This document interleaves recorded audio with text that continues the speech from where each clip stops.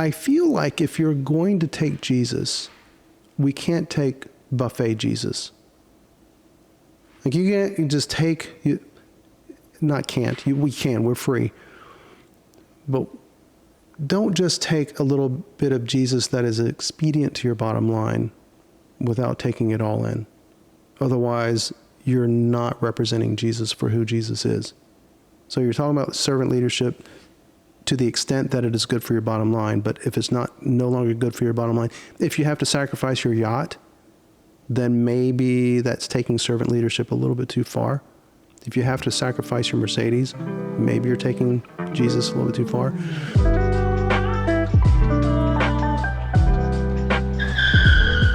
In 5, 4, 3, 2, 1.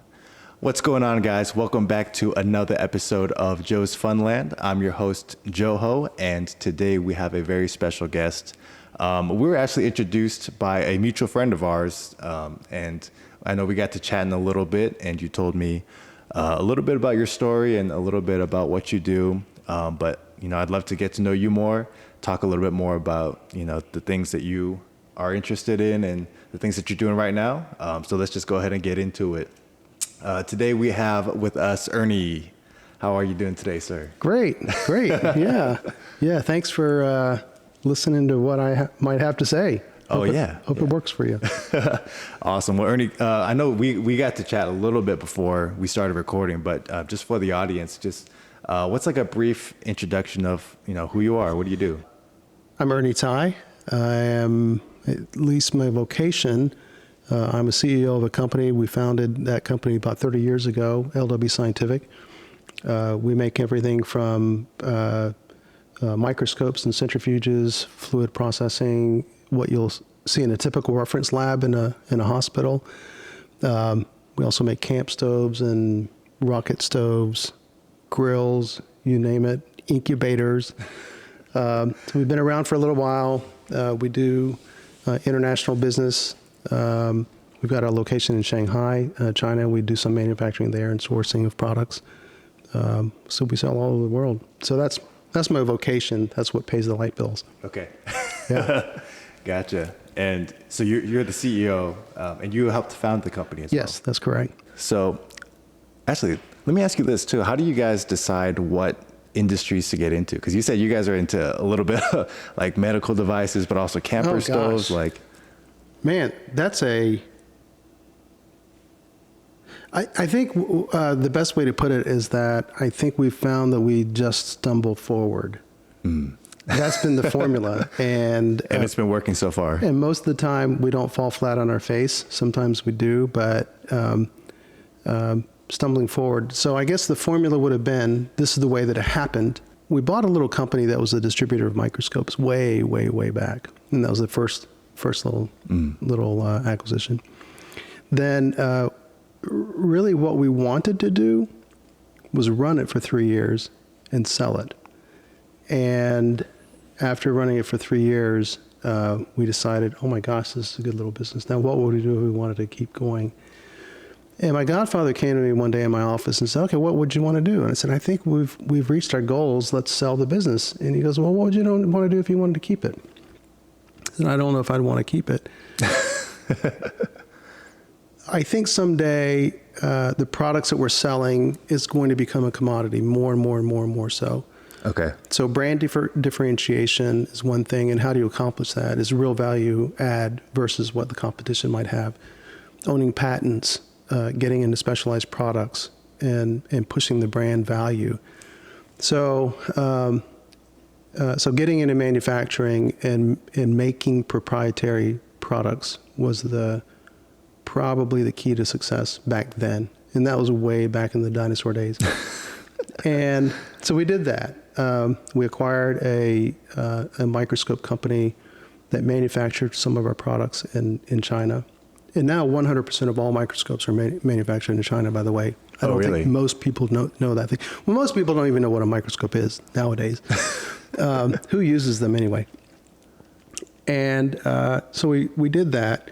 Second acquisition that we made was a little company in Florida, Lakeland, Florida. It was called International oh gosh, that was so long ago. But it was a little distribution company that would buy products like ours and sell them into mostly South America, and they were based out of Sunrise, Florida. The way we integrated that into the business was that we first of all hired their owner to be our VP of sales, but it gave us a visual on a whole array of products that we did not offer. They were all complementary to our microscopes. So we could pick and choose the things that we felt that intersected with the competencies that we knew what, we were about. Things that involved some really, back in the day, low-tech electronics. If they were casting, assembly, and we had a pipeline supply chain that we had pretty well established by then. Then potentially we could reverse engineer it, manufacture it, and push it through our brand and through our distribution channels. So those are our competencies. We had pretty decent distribution. We were selling by then into McKesson, Cardinal, some of these other. We're number one in the vet industry now. Okay, yeah. So if we bring on a new product, we don't have to, as a new company, go and figure out how to sell that, because we already have a stable supply of customers that already trust us, trust our brand. So every new product that we can bring on, we have a much higher degree of success. It's a lot less risky. You've heard the statistic probably, you've probably even observed it, that 9 out of 10 businesses that startups fail within the first 2 years. It is I've really, experienced that myself. Really, it is not the easiest thing. Not at all. And even there are so many things in your control, but there's way much more that's out of your control, and we don't have a crystal ball. So it's not knocking anybody that has failed in business at all, because the odds unfortunately are against you. So anyone that's considering it, don't feel bad that you've ever failed about. It's not necessarily your fault. There are idiots, that's for sure. It's not necessarily your fault. So the point about that is just to get up and try it again. Keep going. Mostly, I think the way we've grown, we take this approach where we look at our competencies, and we don't want to dream too far beyond our competencies. Like, we want to always stretch and grow, but we don't want to get out of doing things that we know that we already do well. Right. As an underpinning, as a foundation, as a springboard to getting into new things. So stumbling forward isn't like, now we want to compete with Elon Musk and make rocket ships and go to Mars. Take, for example, if we have a distribution channel that was well fought for, well, that's one of our strengths. That's one of our competencies. People don't, in business, think of that type of thing as one of the competencies, but that's a competency. So what can we do that can offer success with less risk? Well, it's anything that our distribution channel is asking for, right? If they're asking for it, they already trust our conversation, trust our delivery process, trust the pipeline that we've created. We can probably introduce a product with much more ease than the average person, right? Yeah. So that's the way we've grown the business from there. It's not just depending on that distribution. And the way we get into more of a diversified approach is that getting into manufacturing, for example, here's the way we got into rocket stoves. It's a crazy... Yeah, how did y'all get into that? Who... Who thinks about that? I know. It seems insane. Maybe it is. So, just a little bit. Yeah. So our director of industrial engineering, he helps set up all the processes. We've got laser cutters. Maybe you should come to our building. That would be a fun thing. Yeah. I'd love to do that. Yeah. If you're an entrepreneur and you like thinking of different things, come into our building, because that's the vibe that you get when you come in and work with us. So he set up the laser cutters, the fab department, welders, and you name it. Why? Because we manufacture, by then we were manufacturing incubators that you'll see we sell a lot into the pharmaceutical industry, diagnostics industry. Anytime that you want to run culture, agar, you put in an incubator and check it in 3 days. So you amplify it through incubation. Well, what goes in an incubator? You're twisting metal, you're bending metal. We have press brakes, and that. So our engineer came to me one day and said, Ernie, I like camping, and did you watch, who was that guy that was holed up in North Carolina hiding from the authority? He was wanted for something. Oh, wow. He was hiding in North Carolina, and he built these rocket stoves that were super efficient, and it's called a J tube. So Tim said, I can make these rocket stove, and I can make it better than that. I said, okay, go ahead. We had some downtime. Business isn't always 100% you're going and making money all the time. Yeah. There's ebb and flow. There's seasons. They're down. So Tim, I said, yeah, sure. Finally, you've talked about this enough. I'm tired of listening to it. So go do it. And he did. He made this rocket stove. It's this J tube. So it's basically a channel that is a horizontal channel, and then a chimney that goes. Oops, sorry about that. So a chimney that goes up. Mm-hmm. And that chimney effect causes this airflow to go through this channel and creates a super hot result. Not only that, it burns everything. So you can burn twigs and just biofuel in that. And, wow. And what you do on the bottom of that channel, what we did, put on the bottom of that channel, we put a separate air supply. So once the air gets heated up in that channel and hits the back of the chimney, it is like a rocket.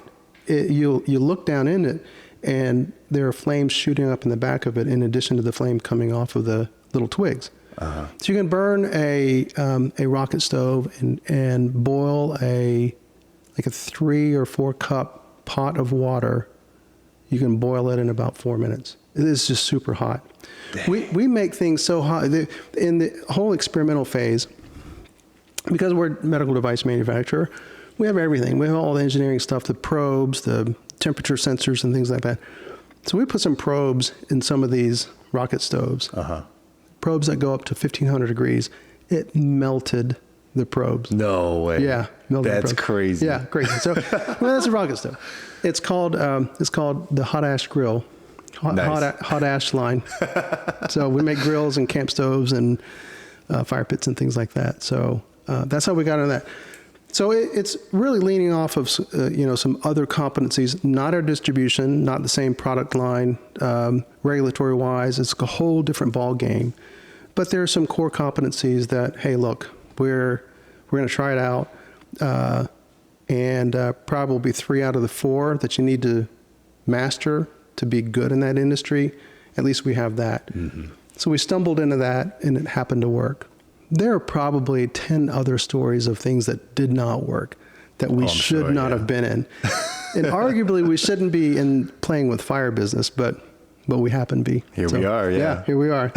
So it's been a lot about stumbling forward, and we've been very lucky and really blessed too. Gotcha.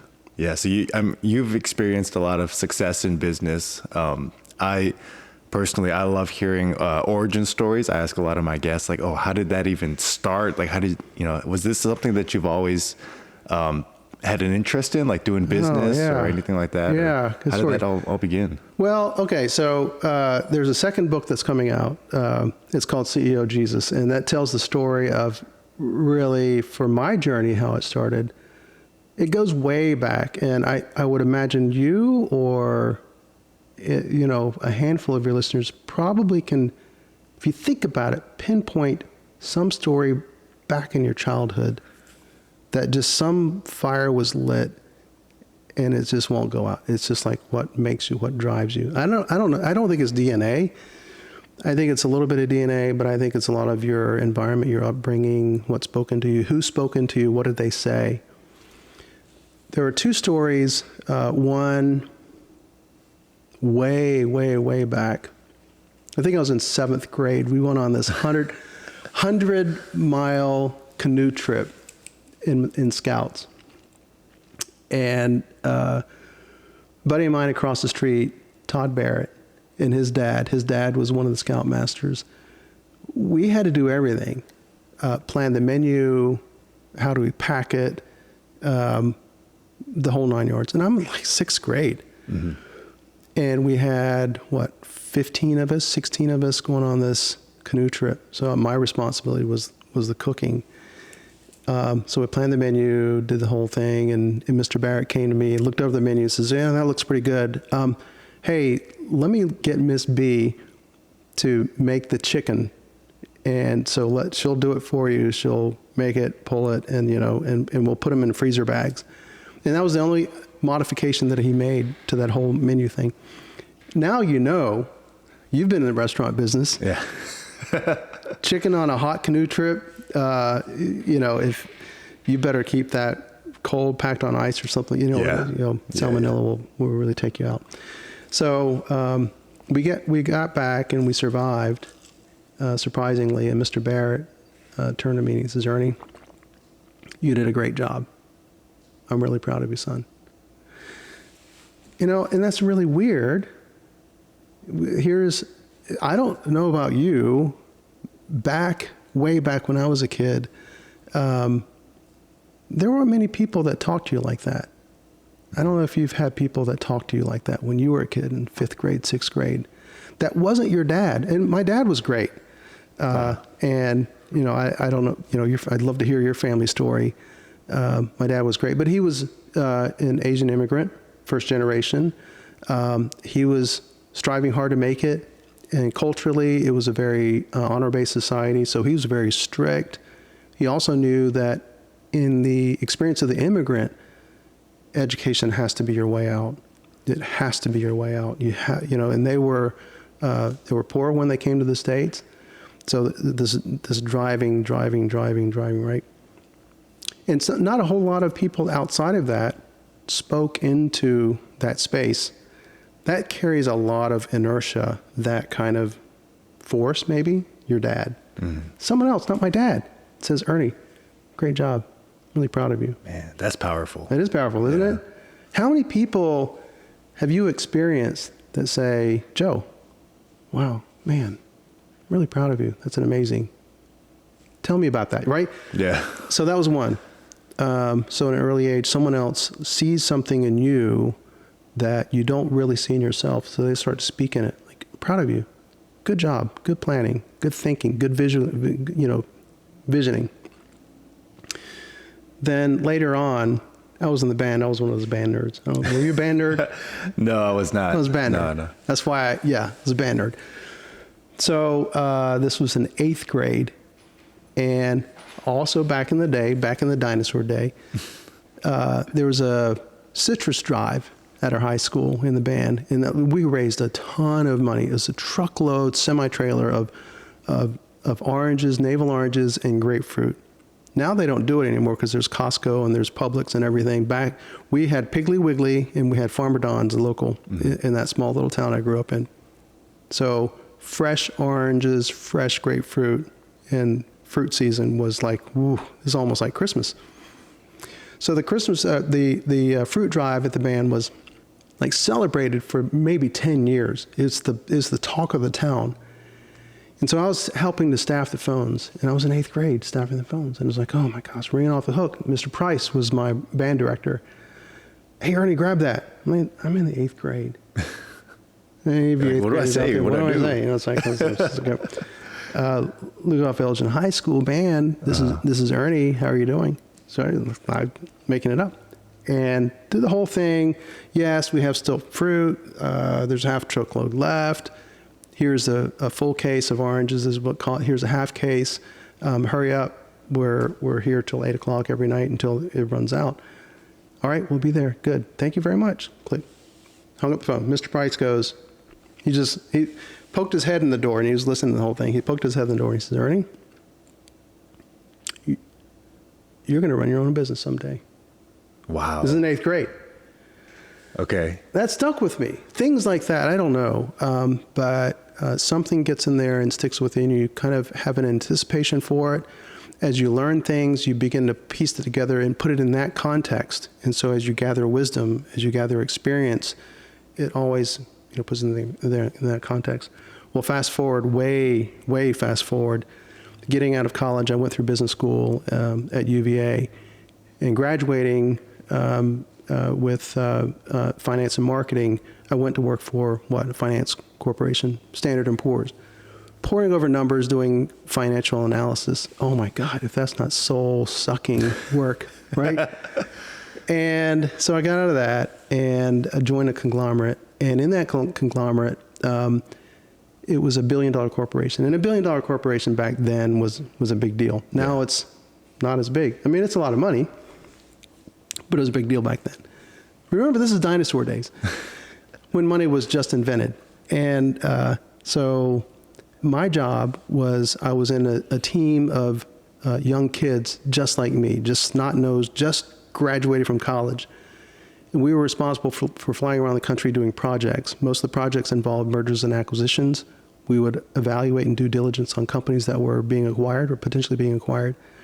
And then after they were acquired, it was our job to assimilate them into the corporation. So the 27 divisions of the corporation, everything from aerospace to fire trucks to baseballs, Rawlings sporting goods, Taylor thermometers, some of the household brand names that we even have today was part of that corporation. Well, after doing that for 6 years, it was another one of those soul-sucking things. You're flying into places. My first project was flying into Springfield, Ohio. There was a small little thermometer company. I think there were probably about 100, 120 employees there. They made thermometers, these dial thermometers that had pictures on them. There was a famous one back in the day. It was called Kissing Pigs, and two pigs that were on the thermometer. But there was so they, you see them all over garages and barns and things like that. Oh, we make that.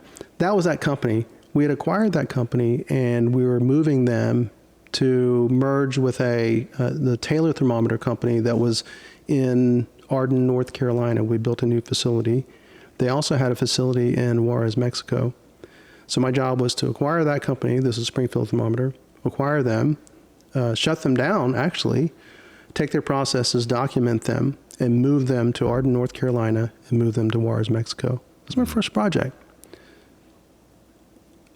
I didn't know what I was doing. But I also knew that there was something that was not just the soul-sucking piece of it. You walk into this place, and you know that the place is being shut down. There are 120 lives. There are 120 families that had been there for 30 years making these thermometers. And it's a small little town in Springfield, Ohio. And me just graduating from college 1 year out, here I am. What do I know? First of all, I was scared to death about being there. Am I safe even? My job is to shut this company down and bring in the trucks and move all the equipment and send it elsewhere. Almost everybody in this building is losing their job, and it's my job to shut it down. That changes you. If it doesn't change you, it numbs you out. Well, even numbing you out is changing, right? Right. So it broke my heart. But you tell yourself that's progress. I think it's making the world more efficient. It's a smaller company being gobbled up by a bigger company. It's assimilating their processes into another company that does it a lot more efficient. It's making you more competitive as a company, making you more competitive as a brand, as a product. You can make it cheaper, you can make it faster, better. So in a way, it's calling out the weak, perhaps. So there is maybe a long arc of it that is potentially, for society, it is a good process. The calling out of smaller, weaker. But in that process, I felt that I began to lose feeling for people and began to look at people as just part of the process. And that was soul zapping too, talking about soul zapping. Yeah. So I did that over and over and over again for maybe 4 or 5 years, just rinse and repeat, rinse and repeat. Then I got assigned to this outfit in West Virginia that it was a foundry, and we were manufacturing everything that came out of that foundry. That I forget how many tons and tons of brass that we poured out of the foundry. But then we'd move it into a machine shop. We installed everything from horizontal milling machines, turning machines, Swiss turn machines, you name it. Mazak, Yamazaki, Tsugami, Okuma, all the advanced CNC machines that were brought into there. So it was my job first to set them up, bring all the equipment in, bring all the engineers in. We even hired people. This is in the middle of West Virginia. Hard to get people there. And there was no one in that facility that had been in college, hardly. I think there was one college graduate. Nothing wrong with that necessarily, but you're bringing in multi-million dollars of machinery, and you need technical labor to be able to run the machinery. Mm-hmm. So we, it was a conundrum. We flew into Augusta, and I can't tell you how many people I interviewed from Gulfstream. Getting people from Gulfstream Aerospace to move to the middle of West Virginia to help me run this facility. Oh my gosh. That's a challenge right there. It's a challenge, right? And I'm still a young kid by the time I landed this job. What was I? I was 28 years old. My job was to make this happen for this big corporation. It happened, though. It came together by hook or crook. I don't know how it is. And talk about stumbling forward. And way back to, there's a person called, most divided, I think your audience may not know who this is. Do you know who T. Boone Pickens is? No. Okay. Just a little bit before, a little bit. Okay. Corporate raider. The concept was that he repeated this over and over again and became a multi-billionaire, successful in this way. There are conglomerates just like the one that I worked for, that the individual pieces was worth more than the whole, the sum of the whole.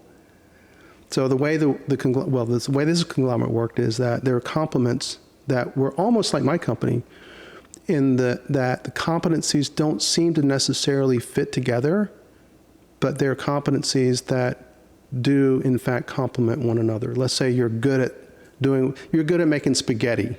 Mm-hmm. So spaghetti can go in 3 or 4 different types of cuisine: Asian cuisine, Italian, right? So there's pasta that goes in many different. So spaghetti could be the thing that's coming. That's a competency. So T. Boone Pickens comes in and he says, well, you know what? This Italian little division over here, that's probably worth $3 billion. This little Asian division, that's worth $3 billion. The sum of it all together is, Wall Street tells us that is valued at about $4 billion. I can buy you at $4 billion, split the company apart, and sell it for $3 billion and sell it for $3 billion. That's a corporate raider. That's kind of the essential concept of a corporate raider. They would buy a corporation and split it apart, break it apart. They came after my company, not my company, the company that I was working with, because they came out.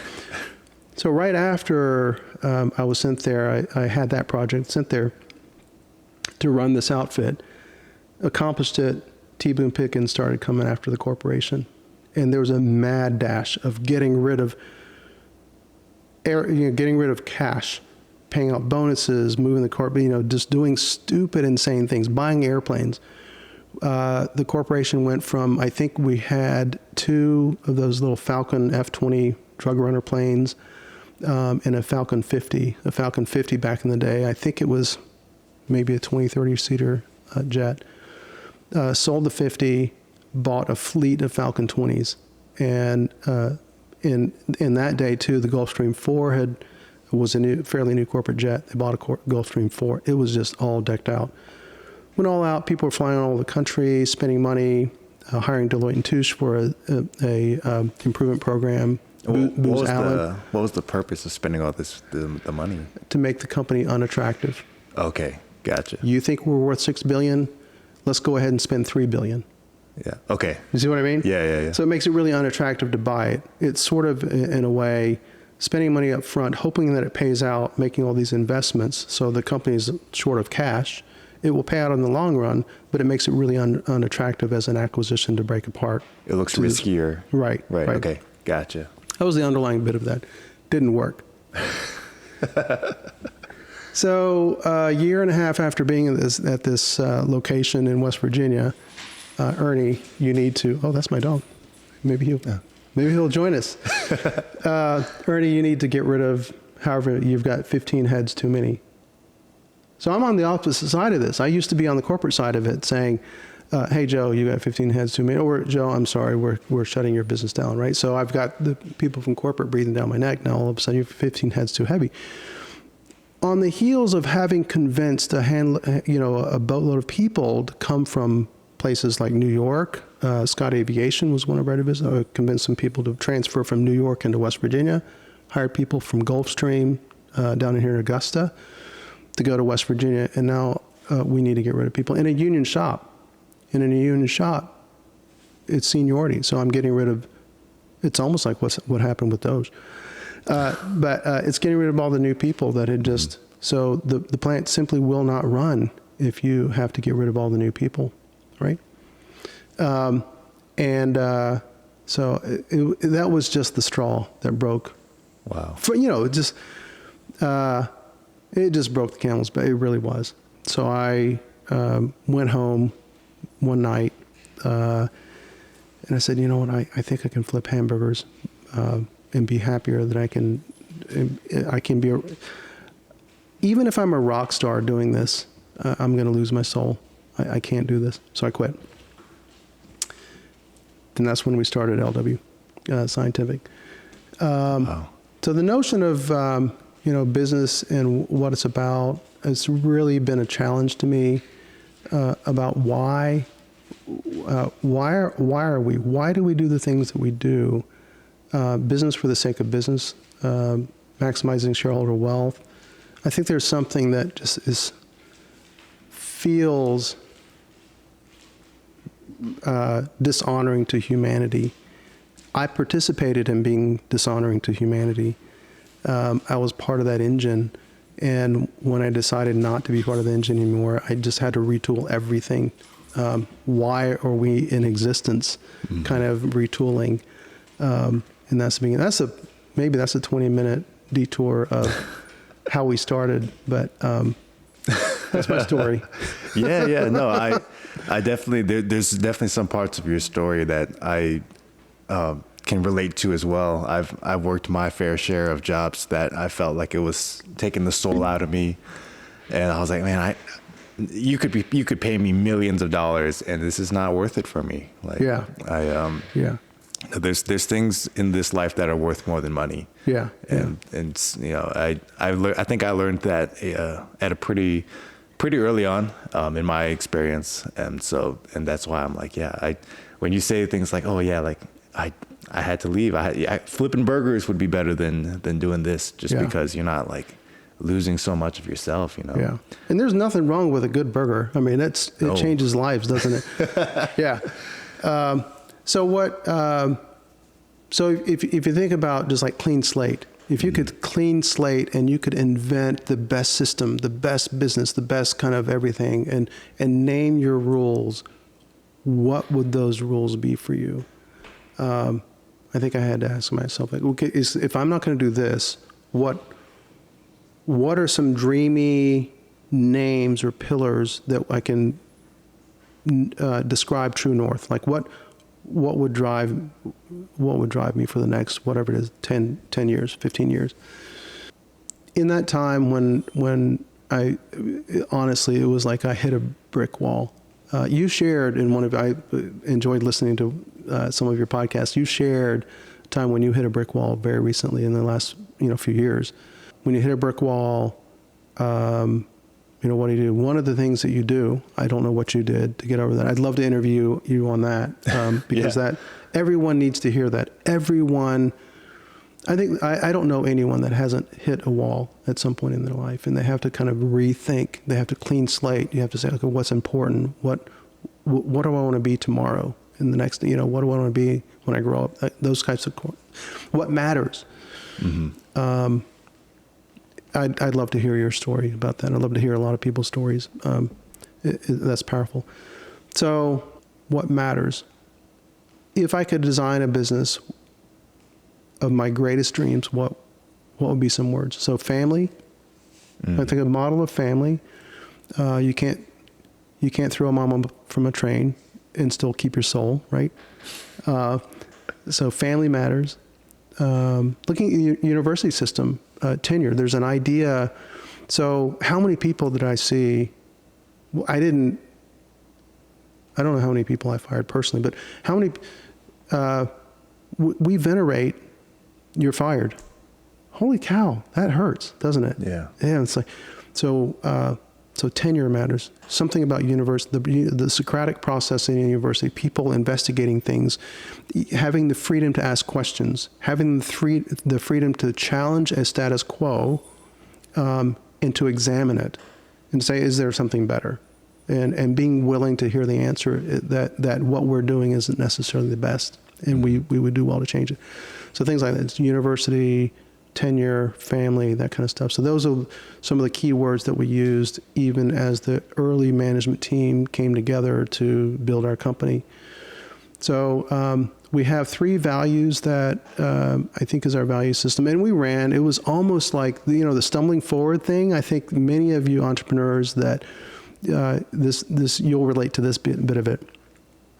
Sometimes you look back after having run for a month or 2 or 6 or maybe a year, you realize, okay, where are we going? Time flies just like that. It feels like, right? Yeah. And you have a team, and you realize suddenly, you look back at it and says, this has been like the Seinfeld show. Is it? You have these ideas about where you want to go with it. It's not exactly where you intended. It doesn't look like anything that you thought it's going to look like. But there's been this fun joy of the journey about seeing your friends every day, about fighting for something, about sweating together, about even arguing together and coming to a conclusion about where we want to go with something, an idea. It's almost like this is nowhere like we thought it was going to be, but it's been a joy. So it's kind of like the Seinfeld show. It was a show about nothing and everybody just getting together and bouncing off every single day, and doing stupid things, making fun of each other, right? So in some ways, it had been, oh my gosh, it's 30 years. 30 years ago, we founded this company. Time flies, man. Time flies. But looking back at it, now I'm at the phase where all along I knew it's not going to be forever for me. I was only in it for 3 years, quite honestly, and here I am 30 years later. So what is going to be the next thing? What is it that I want to pass on to the next person in line? And so knowing that somewhere, I think year 15, I realized, oh my gosh, this is the Seinfeld show. So what is our purpose? I think our purpose is just being in each other's lives and enjoying the day-to-day and being the process, the journey. And it's not to say that we have a 3-year plan, but every 3 years we look backwards and it doesn't look anything like the 3-year plan. There are some elements in there that are sort of, consistent year to year. So when you buy a piece of equipment and it's supposed to be a 5-year piece of equipment, you have to have a 5-year plan, right? So the equipment is still there. I'm not saying that we don't have a plan, but in essence, when you look back at it, it looks like the Seinfeld show. So as a set of values, I don't know, how can you recruit people? How can you recruit young and ambitious people to come and join with you in the direction that you say, we're not going anywhere. We're just bouncing off of each other like the Seinfeld show. How is that like an attractive place for anybody to be? I don't know why we're still around and why we're successful. That's an interesting sales pitch for sure. Right. Hey, you want to come work here? We don't know what we're doing, right? And sometimes we don't. So anyway, but I had to think about it. And also in thinking about what I wanted to pass on, our goal is to pass on the company to the future, the next in line. So we never want to divest. We never want to sell the company. In fact, we were approached about, 8 years ago by one of my competitors that had just been acquired by a PE firm. And the PE firm was putting together, rolling up companies similar to mine, and we were complementary to them in many ways. We had similar crossover in our product line, but his name is Craig. So Craig came to my office. He flew from Pennsylvania. Came to my office and said, "Hey, Ernie, this is what we got for the business." They walked in. They offered, I think it was something like 17 times EBITDA, which is a really good return. Typically, a distribution company in the mergers and acquisitions world, distribution companies, if you don't have any kind of real proprietary space, you might get about 3 to 5 times EBITDA. That's a really decent acquisition kind of offer. High-tech companies, if you're in a space, especially if you have some interesting patents and properties to you, you might get some really stratosphere numbers like 50 times EBITDA. Or some companies that are pre-revenue companies, you can do the math. So 17 times EBITDA. So we went back to the drawing board and approached the board, and so they said, so what do you think? I said, that's a good number. That's nice. And I get to sail off in the sunset. But I don't think everybody can sail off in the sunset. I don't think that's a number enough for everybody in this building to sail off in the sunset. So I don't want to do it. Because everyone in this building has contributed to where we are now, and the momentum the momentum of the Seinfeld show, everyone has been a part of. So if not everybody sails on the sunset, my hope is that none of us is going to sail off in the sunset. We're all in this together. So then, okay, that was 7 years ago or something like that. It's 8 years ago. But still, here I am. I'm not getting any younger. I'm thinking about, okay, who am I going to hand off to, and what am I handing off? Am I handing off the show about nothing? Yeah. So we do have a brand. We have several brands. They have their own momentum. We have some inertia in the marketplace. But besides that, who are we? I haven't been able to communicate that succinctly. Who are we? And so it was probably about 5 years ago that did some real hard soul searching, and I needed to name this, because if most corporations in America, have I said this yet? I think this might have been in the pre-podcast. Going through business school, the professors would say, okay, well, the number one mission statement, paraphrased through all, for corporations in America is what? Maximize shareholder wealth. Is that our mission statement? It's meant for me, because I ran away from that. I ran away from that kind of mentality of dehumanizing, soul-sucking mentality that people are only good as an asset, right? How many people, not knocking, this will sound patronizing, but sometimes I am. So how many people do you run into that are in leadership that say things like, our greatest asset is our employee? I hear it a lot. Have you ever heard that before? I think most companies I've ever worked for have some form of that in their statements. Right, in their mission statement or statement of what they're about. And I'm not necessarily knocking that. Whether they actually do it or not is another thing. That's another thing, yeah. But what I'm going to maybe flip it, and this, I hope I blow your mind, because this is in the book too. This is in the second book. I hope you'll blow your mind. Think about those words in there. Our employees are our greatest asset. And think about just intuitively the idea of being transactional. Have you ever kind of interrogated that in your friendships? Don't you hate friendships that are transactional? You do this for me and I'll do this for you. I hate that, yeah. Right? I hate that. No, Joe, I think we're going to be lifelong friends. I have no clue whether you're going to stab me in the back someday, or we're going to get an argument, or we're going to disagree about something and it's going to knock down, drag out fight. But on the other side of that knock down, drag out fight, we're still going to work it out and we're going to be friends. That's very different than being transactional. That's being a lot more communal. That's being, I don't know, right? There's something beautiful about powerful. And I think that's Jesus, honestly. I think that's Jesus. It wasn't conditional. It's not transactional. You do this and then I will save your life. No, Jesus forgave the adulterer. The adulterer didn't even ask to be forgiven. He said, where are your accusers? I accuse you not, right? Yeah. He told the adulterer that. So this transactional bit of it, go back to the philosophy of American business or business in general, any kind of business, not just American business, that we do have this social contract that employees are only good as if they agree to whatever it is. You do this job, here is your metrics, here is your rubric, and you do this rubric well, and you'll get this kind of increase, because we formulated this whole thing, and if everybody works in unison together, then we think that we're going to have a healthy bottom line. The healthy bottom line allows us to pay you more, because there's the formula, right? It's transactional, isn't it? Mm-hmm. Joe, when you no longer perform, if you're having a bad day, if you're having a bad week, if you're having a bad month, if you're having a bad year, if you're going through depression, if you're going through cancer, if you're going through something, it's just business. It's no longer, right? It's transactional.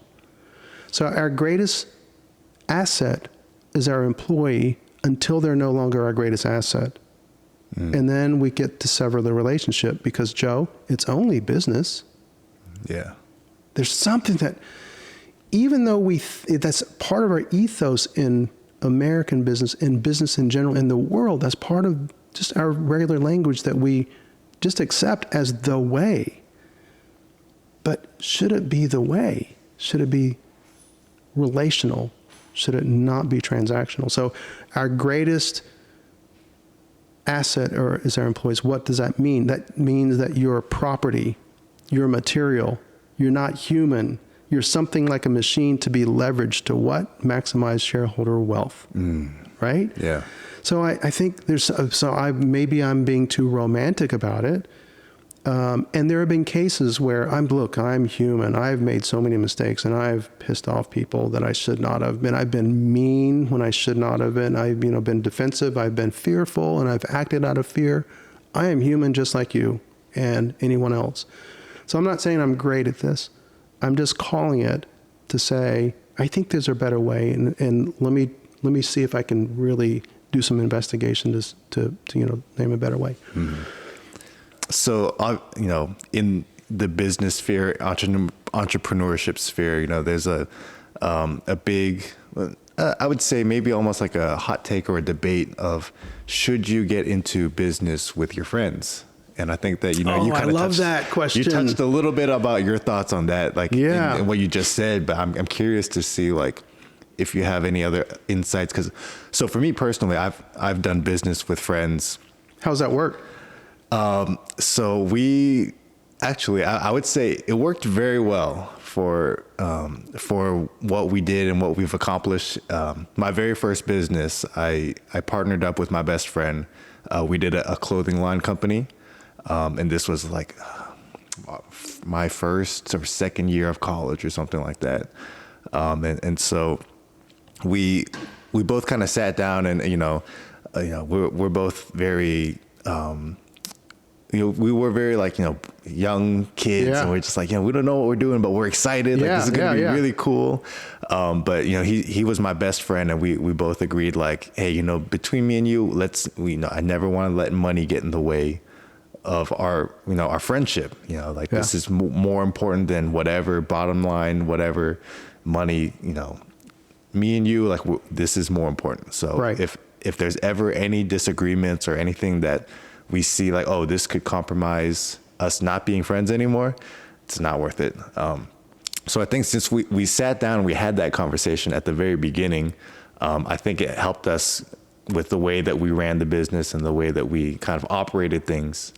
So I had a great experience with it, but I also know on the flip side, I've had friends and other people who have done business with family members or friends, and they've had the worst experience. Yeah, they're never again. We're not doing that. This is not good. You should never do it. So I'm just kind of curious about what your experiences are, if you have. I love that topic. Thoughts? Yeah, because I've thought a lot about it. So when we started in the very beginning and you try to inculcate words like tenure and family into your business, you have to That's hard, right. You yeah. That's hard, right? Yeah. How do you throw mama from the train if you got to throw mama from the train? Or you have to make a decision you can't throw mama from the train. It can't be either or. I mean, it can't be a mushy mix of it. Well, it happened to be a mushy mix the way we implement it. So, so I've heard, as you've heard, people say, I never work with my friends. Why? Because it's like, hey, can I get a job for you? No, Ernie, I'm sorry, I can't get it. Right? Joe, please, no, listen, I don't want to lose your friendship. What does that say? What does that say? Number one, about potentially, it's not black and white. I know things in life are much more nuanced than that, but what does that say about your friendship? Does that mean that your friendship can go so deep that you can't wrestle with the deep things? If you can't wrestle with value and valuation, if you can't wrestle with struggling with my own needs and my wants and my fears and paying you potentially less or more, and we can't struggle with the conversation about what does it say about value and how you value me, those are deep conversations. And we have to have those in business. So it may say something about your friendship. Do we have a deep friendship that we can't wrestle with the deep things? Okay, that's one question. The other question is that, well, how deep is your value system penetrating what you do with your business? Do you wear one hat on Sunday mornings and do you wear another hat on Monday mornings when you go into battle in business? Or is it the same? So are you disintegrated as a human being? Like, I'm one human being on Monday morning. I get to be... Were you before the movie Wall Street? Do you know the movie Wall Street? Wall Street, no. Oh my gosh, I'm so old. Gordon Gekko was this titan of business. He was just like the maximum shark of sharks, right? He's the great white of business. And so he's portrayed at this as this, and he has a speech before these stockholders. He says, "Greed is good."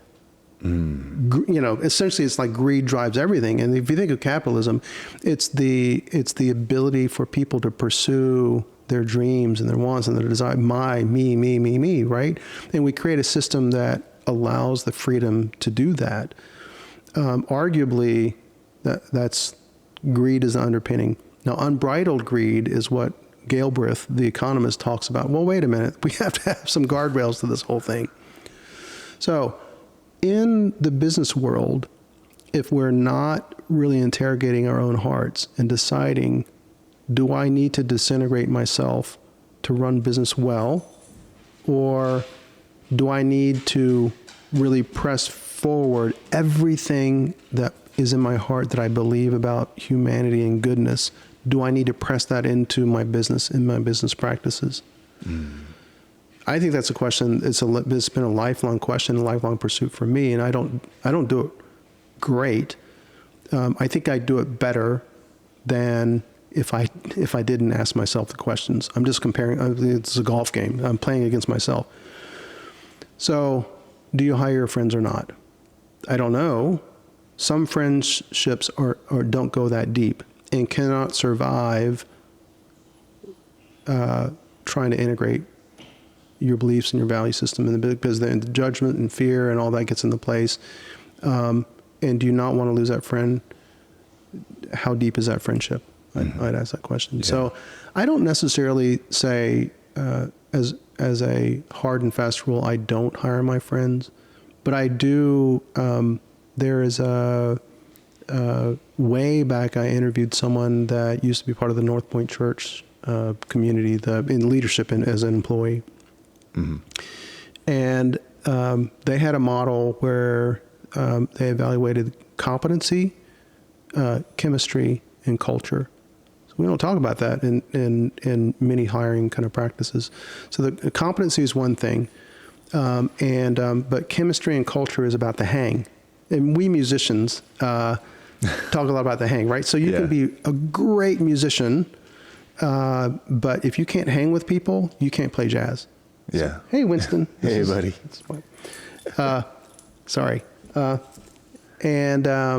So So competency, chemistry, and culture. And in the business about the show about nothing, Seinfeld, right? Mm-hmm. It was all about the hang.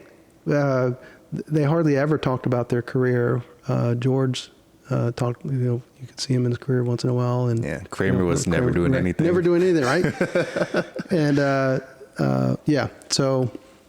Just talking about friendships and business and, should you mix the two together? I think you said something that it kind of blew my mind a little bit. You said, do you wear a different hat on Sunday? And then on Monday, do you wear another hat when you go into battle of business? And I was thinking like that, with that analogy, like when you're going into battle, like, wouldn't you want people that you know and trust and you're friends with next, by your side on the battlefield? But yeah. But obviously, like you said, there's no black and white answer. No, in some friendships, I think there is a black and white answer. But, okay. But I haven't found it yet.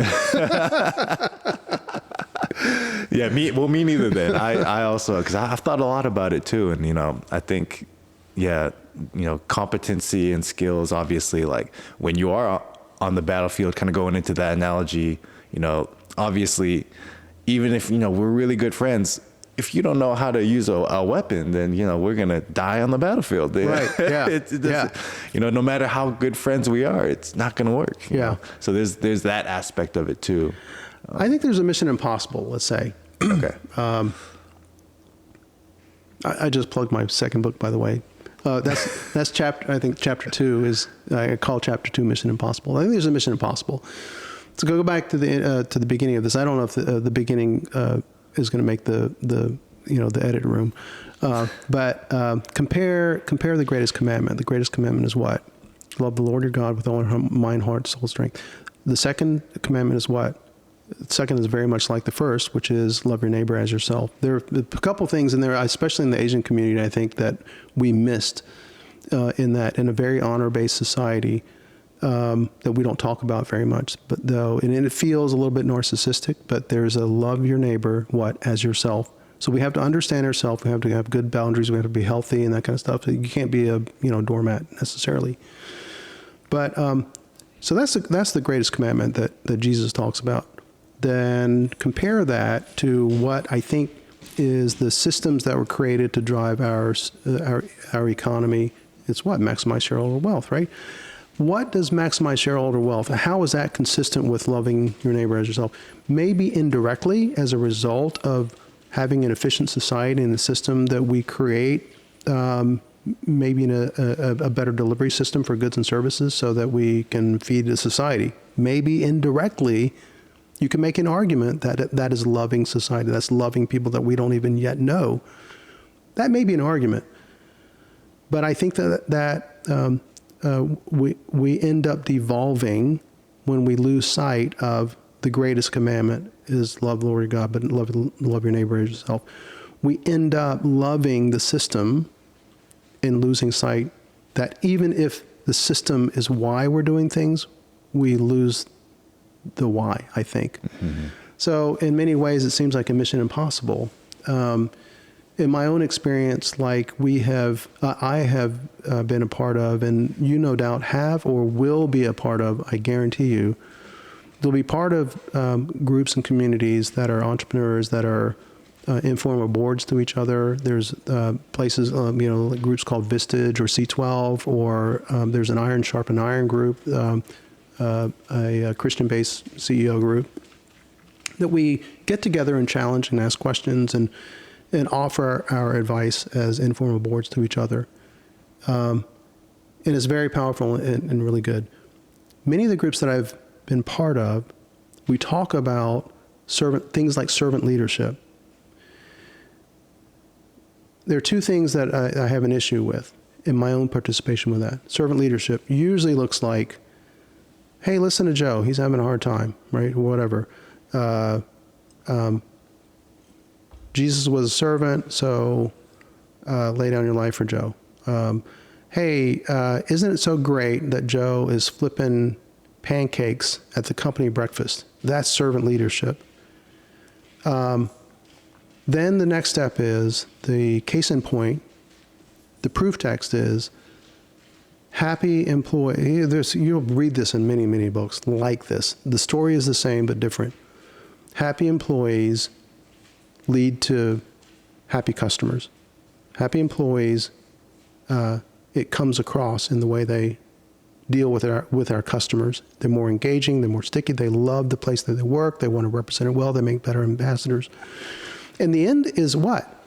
Because you have better customers, you have better sticky customers, you have better bottom line. So yeah, be a servant leader so you have a better bottom line. That's the glory of God. The glory of God is represented by money. The glory of God is represented by success in business. I don't think the glory of God has anything to do with that. The end goal is what?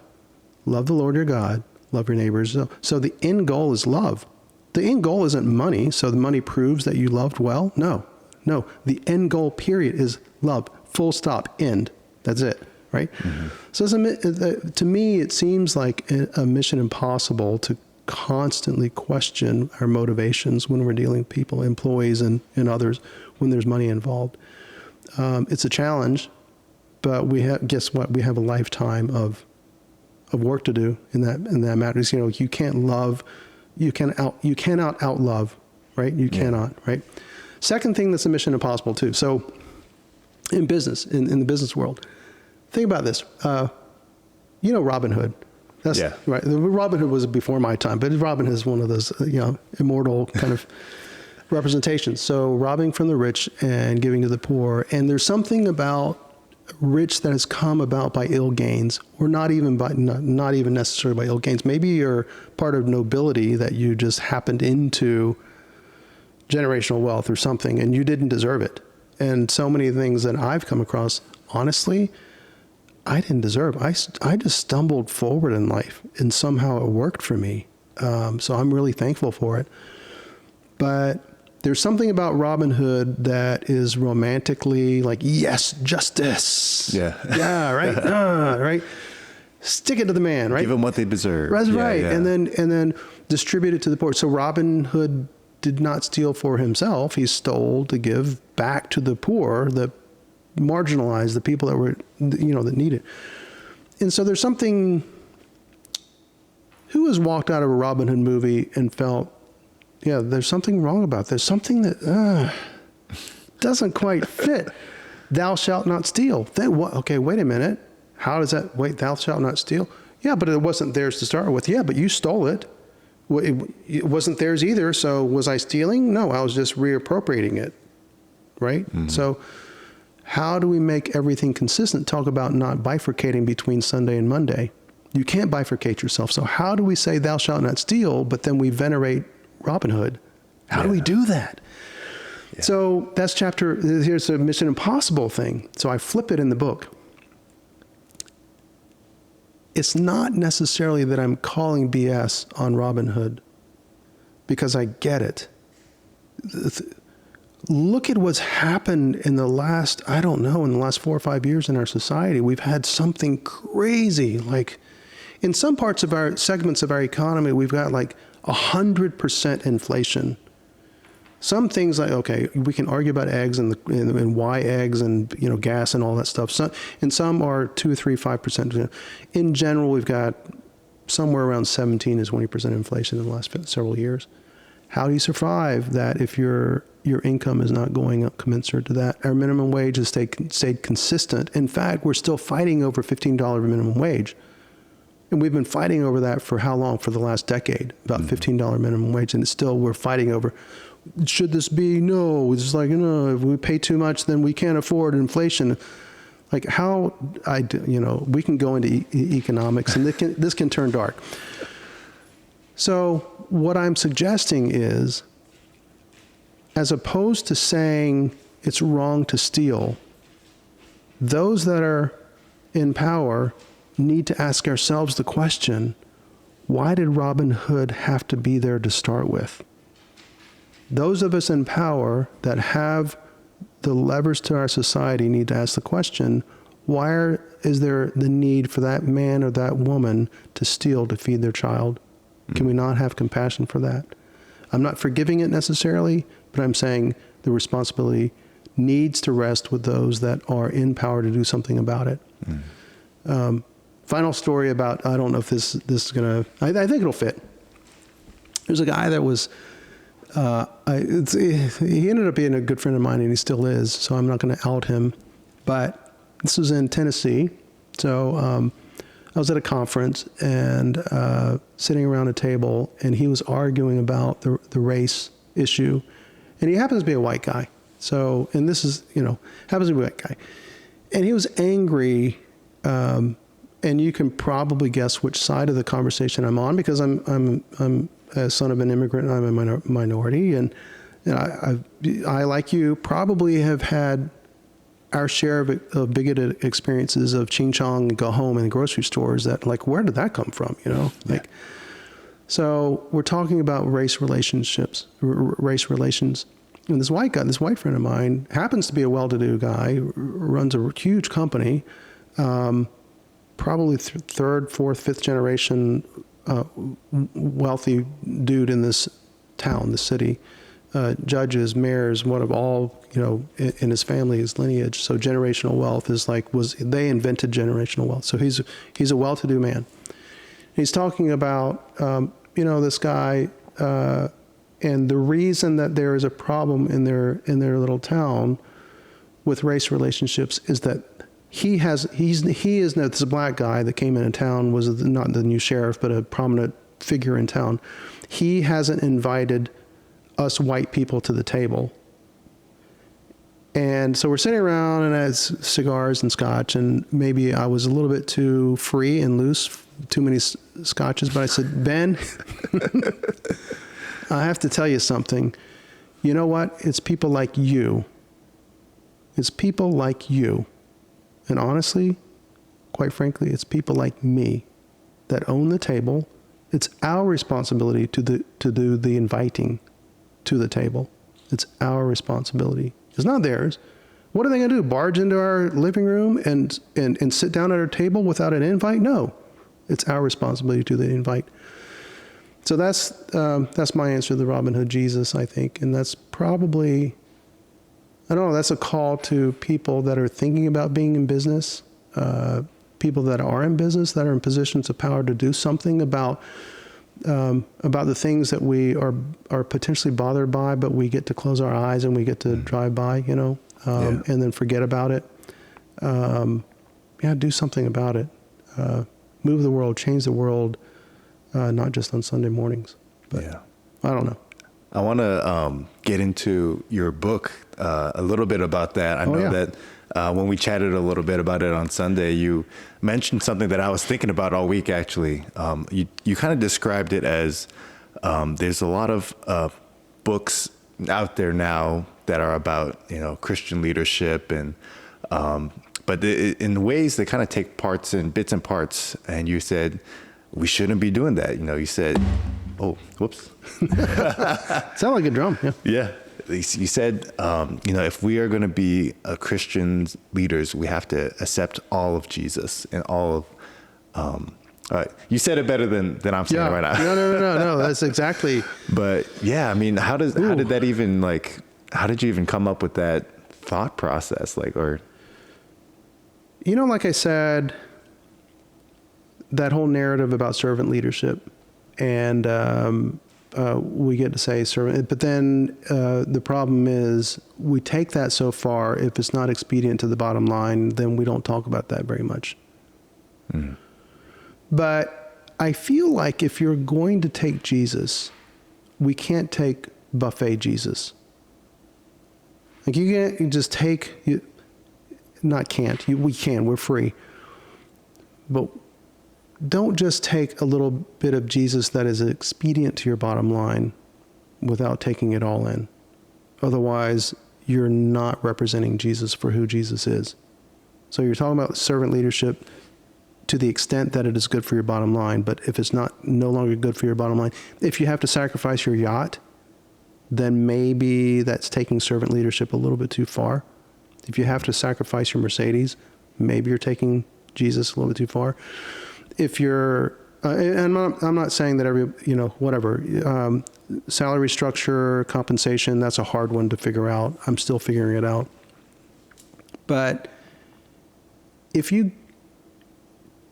if Ernie, you get to walk by someone that is in shipping and receiving, knowing that they're struggling with making ends meet or paying for a legal bill or putting their child through childcare while you're about to step on a plane, riding first class to a vacation in Hawaii to go visit your brother for 2 weeks. And you can do that without something in your heart just aching. I think you're on Demerol. Either that or you've checked out, or you've checked Jesus onto the shelf. Because I don't think Jesus would walk by that person without something inside of them going, Now, I'm not saying that you have to right all wrongs and you have to even the score and you have to be right, but something in your heart has to change. Something in your heart has to ache for those that are less, that are marginalized, that are, that are challenged. And then also for us to marry our humanity, our physical self, our position, our authority, our power, our walks of life with that Jesus, we have to do something about it. We have to move our bodies, we have to move our actions to be consistent with what we believe Jesus to be. All of it. We can't just say servant leadership and it stops at flipping pancakes. We have to say Jesus washed other people's feet. In fact, it cost him his very life. Mm. That's how much he pushed it. He pushed it to the very end. So Jesus wasn't buffet Jesus. Jesus was always Jesus, right? That's what I mean. You have to take it all. Mm-hmm. You have to take it all. Yeah. Otherwise, it's misrepresenting Jesus. And that's why I think in many parts of the world, they don't want to have anything to do with Christianity because they see the representation of Jesus that looks like big corporate America that gets to roll into a land and deforest everything or take all the natural resources and pay off the politicians and whatever to get their power and their right. Mm-hmm. There can be corporations that are devoid of any human heart. And so that's not Jesus at all, is it? I'm not going to name any names of corporations because I think there are corporations that try to do it right. We try to do it right. We don't get it right all the time, but we try to do it right. Mm-hmm. So in saying this, this is fun. Now that it's recorded, now that this is going to be disseminated, and if this doesn't make the edit room, and it just like it doesn't get cut out in the edit room, this is out there now. So if I don't follow through with what I just said here, mm-hmm. someone's going to call bullshit on me, and they should. And I should be held accountable for that, right? And maybe if there are ways, and there are ways in which I fail to do that. And when someone calls me to the carpet, if there's an employee that hears this podcast and calls me to the carpet, you know what I need to do? I need to say, Maggie, Steve, Bill, Scott, Laura, whoever you are, you're right. Mm-hmm. Can I sit down and talk to you about that? Can we work that through? Would you be willing to hear a little bit about the struggles that we're dealing with to try to work that into consideration of what we're doing here in these four walls? Yeah, that's taking Sunday Ernie and making it Monday through Saturday Ernie. Mm-hmm. It's not an easy thing. And I am not perfect at all at this. I promise you, I am not. Yeah. But I have to be willing to listen and admit it and be humble and say, yeah, I got it wrong. Let's sit down and get it right. And that's a deep friendship, isn't it? That's willingness to work through it. Otherwise, Gordon Gekko, Wall Street Jesus CEO Jesus, if the end is the bottom line, if the end is maximize shareholder wealth, guess what? Time is money. We don't have time for this conversation, Joe. Somebody's got to win. And guess what? I'm the CEO, and I'm sorry, you've only been here for 3 years, and we got a decision to make, and I'm sorry, I don't have time for this conversation. Yeah. You want to meet me at 5:01? Okay, meet me at 5:01, but I don't have time for this. Here's what we're doing. And it's so dishonoring to another person. But if we stop and slow down and work together and move forward, we're going to move forward in snail's pace. I I guarantee you, we're going to move forward in snail's pace. And it's contra to bottom line when you move forward in snail's pace. And God willing, I hope that everyone that's listening to this that tries to move that way into being in their business, I hope that it works for you. I know that it's not going to work for you, that it's most expedient and efficient to the bottom line. I know it. I've experienced it. I think we can be much bigger and more successful as a business. I think we could be. I'm not sure. So getting over our stupid mistakes that we make. But honestly, the faster we can make a decision, the faster we can get everybody in line and on board, the faster we can meet revenue goals, the faster we can cut costs, the faster, because time is money. And it's so dishonoring to the human interaction, human relationship. I can't do that anymore. I don't know when I decided I can't do that. I began to decide when I can't do that, way back when we started the business 30 years ago. Mm-hmm. But I can't do that. Yeah. And hold on to that. I can do that from time to time, and I do that from time to time, honestly, Joe. But if someone were to call me on it, call me to the carpet on it, I promise you I'll come back to the table and say, Joe, you're right. How can we have a conversation that honors you in this relationship? And how can we move forward together? It's going to cost you money because you're making a salary and I'm making a salary while we're working out this tiff between us to get us on the same page. The most efficient thing is like, get in line, do what I say. We don't have time for this. Move on. Yeah. Right? That's efficient bottom line. But I don't think that's Jesus. Yeah. I don't think that's Jesus. Man. Yeah, I'm excited for this book to come out. Oh my gosh. The way that you're just talking about it now, I'm excited. There was one more thing that I do want to mention. When you were describing your idea for the book to me, you said one thing that really challenged me too. You were like, oh, are we willing to accept all of Jesus and, everything that it comes with, even if that means our bottom line is not as high as we think it should be. Right. And I was like, man, that's, wow. blew my mind, right? I don't know. And how do you do that? If you're working for somebody, let's say most corporations or, S Corp, C Corp, whatever it is, there are stockholders that will probably never meet you or you'll never meet. So you're working for the stockholder or you're working for the board, and the board is reporting to what? The stockholders, the owners. So the board is trying to implement policies and procedures that maximize shareholder wealth. So how do you implement this knowing that is the mission of the average stockholder? So in some ways, you're going against the mission of the stockholder. We know this. In our soul, we know this. And we try, as we try to change the narrative a little bit to say servant leadership, happy employees, happy customers, and bottom line. Trust me, stockholder, that's the roadmap. Even that is an inefficient way to get at the bottom line. The more efficient that we can produce results tomorrow is to ignore your conversation, ignore your concerns, ignore you as a person, and get straight to the bottom line. Happy employees or not, right? So, and then if you don't want to do that, there's the door, and there's 3 people. How many times have you heard this? There are 3 people waiting to be, for your job. Man, if that's not just like sick power play, man, I'd never want that to be done to me. I don't think look, if there's anybody out there that has ever heard me say that, please call me to the car. I don't think I've ever said that, but if I have, I owe you a huge apology. But yeah, if you don't get it by now, the second book is about that, CEO Jesus. And I think I'm going to name it CEO Jesus because it just seems diametrically opposed. It's a good title. Because he was a servant, not if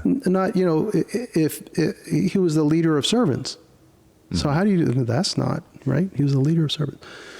The first one is Home for Supper, but it's talking about the Eucharist and what I think that we and Pastor Peter had a beautiful. Were you there for for communion 3 Sundays ago or 4 Sundays ago. Was that? Yeah, I was there. So we had a beautiful kind of introduction into the elements, but he talked about love and he talked about community, the aspect of it. Often the way that churches do communion is an exclusive event. If you're a believer, number one. Number two, if you have something against your brother or brother has something, refrain. Go clean that up before you come and partake of the table. And okay, I get it. There's a biblical reference to that, but I think the Bible is polyphonic about that. That describes a huge event, not just event in history, a huge event that is in our lives. What happens at the table? We're taking in sustenance. Every table that you've sat at, that potentially you're a foodie. Yeah. Oh yeah. Big time. I love food, right? So every time that you sit down to a plate of food that is one of your favorites, one of my favorites is beef chow fun. Good choice. Good choice. Thank you. And I remember as a kid, the first time that I had beef chow fun was with my godfather. We went on a trip to DC. So every time you smell that, every time you take it, even though you may be in a new setting with another person, another family, another group of friends, I remember beef chow fun way back when I was 8 years old on that trip to DC with my godfather and having beef chow fun for the first time in Chinatown. It was really chewy, the flavor of it. Somehow there's a little bit of sweetness to it. And a little bit of char with the hot oil that they cook in. I don't know all the spices that they use, but it's, so what does that mean?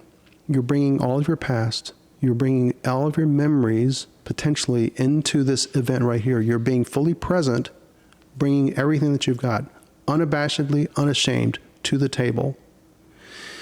And not only that, when you smell the senses right there, it causes you to be absolutely there and present with your family, with your friends, whoever's sitting right before you at the table, being authentic, unashamed, right? I think that was the invitation of the Last Supper. Mm-hmm. It wasn't, Joe, do you believe that I'm the Lord, your Savior? Do you believe that I'm the God of the universe? Do you ask forgiveness for all of your sins? Do you have everything right in your life? Get your life right before you come to this holy place and take of this holy meal. It wasn't that. Anytime you do these things, remember that I'm here. Remember, I'm here with you and you're present. So you're present, and what is it saying? When you're without fear, when you're here eating, bring yourself, be present with me because I'm here. I'm here. Be present. Welcome. Everyone welcome to the table. I think that's the meaning of the Eucharist. And it's not leading, and again, on this theme, it's not leading a bifurcated life. Not leading a life necessarily that you are ashamed of. Sure, there are things that we failed to do and we failed to do correctly. Clean that up. But don't be ashamed. Shame just casts out presence, casts out union, casts out community, casts out relationship, casts out each other, and it divides. So be unashamed, come here, come to the table. And so if we could integrate that with every time that we sit down with a meal, every meal can be a celebration of Jesus. If we can integrate everything that we believe or hope to believe on Sunday morning about who we are and who Jesus is into Monday to Saturday, I think the world would be an amazing place. In our businesses, in our families, in our homes, in our relationships with our neighbors, in our clubs, and tennis clubs, and golf clubs, and whatever it is, I think the world would be a much better place. Ernie, we do this one thing on the podcast, one segment that we do. I have a deck of cards here, and each of them have a question on the back as well. If you want to pick a card, and then we can answer the question together. Okay. Yeah, whatever kind of attracts you. That's a colorful one, yeah. Yeah. At the same time, we're going to answer it together? We talk over each other? We can. Yeah, which one did you pull? If you were a superhero, what are your powers and your superhero name. Ooh. Oh gosh, that's a hard one. You'd have to go for. You've done this before. Have you done this question before? Yeah, I did one. I did one before, kind of like this. I did an episode with some of my other friends, and we talked about superheroes a lot. Yeah. I said mine was, well, I wanted to have super strength. That was my my superpower. Man, what would be a good name for me? I get Superman's already taken, so. Man. Have you, I mean, as a kid, have you ever thought about like, oh man, like which superhero is my favorite? Like which superpower is the coolest? You guys ever had those playground talks before? Well, I think, yeah. I don't know. I've always been most identified with someone like Batman. Because, well, and is arguably Batman a superhero because he just seemed like a guy with a bunch of cool tools. Yeah. So was he the superhero, or was he made superhero by the things that he was able to acquire? So maybe that's what I would identify most with. Maybe that's not what I want to be, but that's what I would identify most with, is like, well, you know, whatever you've given, maybe you can turn it into an element of your superpower. Yeah. The superhero is made in the heart, not the... Yeah, maybe. Right? Maybe. Is that what they yeah. say? Yeah, maybe. So what, yeah. But I think you can be Superman. I don't have a problem with you being Superman. Yeah, yeah. I think that would be cool. Maybe Super Joe. Super Joe. Yeah, yeah. No, you got that Superman build. Look like you're... Oh, yeah. Yeah. Thanks, man. Yeah. I wouldn't mind shape-shifting. Ooh, that's going to be fun. That would be cool. Yeah. That would be cool. Because I wouldn't mind being... how about this question? If Jesus were what would Jesus' spirit animal be? Oh, spirit animal. Or what would your spirit animal be? But yeah, what would your spirit animal be? Me personally, I would say dog. Yeah. And what species of dog? What? Man, probably something like a greyhound or something like that. Not a little yippee chihuahua? No. Well, when you said Jesus, I thought about like a deer or something like that. Yeah. That's what I was thinking of. Maybe because of all like the hymns and things like that. But or a golden retriever. They're just sweet dogs. Yeah. A lot of love there for sure. Yeah. Yeah. Greyhound. Are you a fast runner? I wouldn't say fast, but I bet you run faster than I do. That's for sure. Yeah. Yeah. I did run track and field in high school a little bit. Okay. Yeah. So yeah, that was fun. You don't think Jesus would be a manatee? I think Jesus would be a manatee. Because no predators. Yeah, that's true. Have you ever seen people like swimming with the manatees? They're and peaceful. They just come up to you and like will boop you, or they even hug you, and you're not supposed to hug them back because I don't know. Why aren't you supposed to hug them? You're not supposed to hug them back, but they'll come and hug you with their little fins. And is that what it is? Fins or paddles, or what do you call these things? That manatees? I think it is their fins. Yeah. They hug you. And they boop you. Yeah. They're very peaceful creatures for sure. Right? Love it.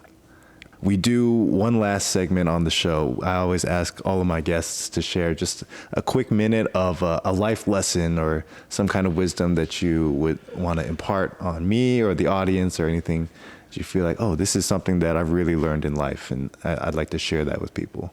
Is there anything like that? Yeah. I'm sure you've got lots. Yeah. Because I've lived a little, and I've stumbled onto a lot of little nuggets along the way. Here's one. You can YouTube this one. This is, and don't take my word for it. There's look up, Google Rabbi Twersky, Twerski, Rabbi Twersky. Have you ever come across him before? No.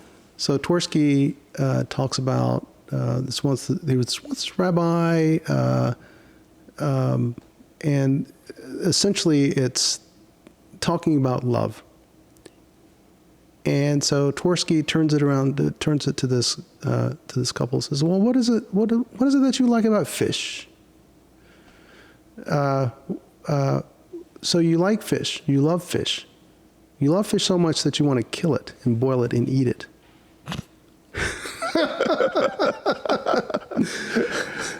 So he's telling this couple, like, okay, so what do you like about him? What do you like about her? Well, he is so handsome. He makes me feel like, well, he's, whatever, he protects me. Or she makes me feel encouraged. She always, speaks well, like I feel like really affirmed, So he says, so love is what? You're loving yourself. You love the fish so much that you want to kill the fish and eat it for yourself. So that's self-love. But what is love in fact? Love is when you do for another, when you give to another. That's when you give of yourself, when you speak, when you do for others. And that says a couple things. Love is action. The things that we feel in movies is that warm, fuzzy feeling that we get when the movie is well done and there's a scene and it grips us in our hearts. You're like, oh, gosh, and you walk out of there, maybe a little bit of a tear, like you walk out of there inspired. That's the feeling. I think that's the result of love. But I think when you see or do love, action of love, then that's the feeling. But love, in fact, is the doing. It's the giving. That's love. And I don't want to mistake love with the feeling. Maybe that's the golden nugget of wisdom in that story, that line of story. Love does. Wow. Thank you. Yeah, thank you. That was awesome. Yeah, thank you. Cool. Well, we're going to wrap it up here just for time's sake. Ernie, thank you so much for joining me, for all the wisdom, and you're a great storyteller, by the way. Oh, thank you. Thank you. Thank you. I enjoyed all the stories you shared. I want to interview you next because I know you have a ton of really good stuff to say. Oh, yeah. For the audience, where can they find your first book is available right now, right? It's about to get a soft launch, so we're printing X number of copies. It's going out for endorsements. Then there's a hard launch scheduled about 3 months from now. So, but keep a lookout for it. That book is called Home for Supper, a memoir. But look up Ernie Tai. It's not under my formal name, Ernie Tai. The second book is CEO Jesus. So. Yeah, gotcha. I'm excited for that one. That's going to be good. Yeah, thank you. Awesome. Oh, Winston wants to say Winston. goodbye. All right, awesome. Well, that wraps it up. Thank you guys so much for watching. You guys can catch Joe's Funland podcast on all the major streaming, wherever you get your podcasts, Apple, Spotify, YouTube, wherever. So thank you guys. Appreciate it. Peace. Thanks.